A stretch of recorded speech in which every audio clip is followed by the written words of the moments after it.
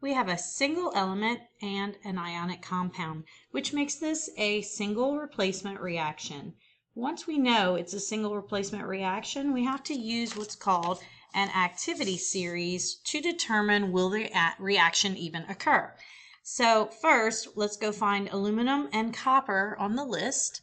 And here is aluminum and copper is down here. So because aluminum is higher up on the list, it's going to get a smile. And because copper is lower on the list, it's going to get a frown.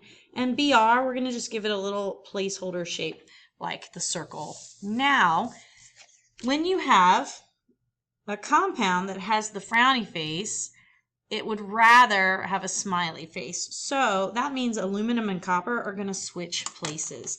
So instead of aluminum, we're going to place copper here. And that's my little frowny face. Plus, and then instead of copper, we're going to put aluminum here. That's my little smiley face with the bromide or the Br. That's my little ring. So you can see where these elements traded places. Now, do not carry numbers forward, which there were no numbers to carry. When you have an element that is single or alone, you have to determine, is it one of the 7 diatomics? Copper is not one of the 7 diatomics, so it does not need a subscript of a 2. When you form a compound, you have to check the charges and make sure they're balanced. So aluminum has a +3 charge and the bromide has a -1 charge. So this is a +3, this is a -1.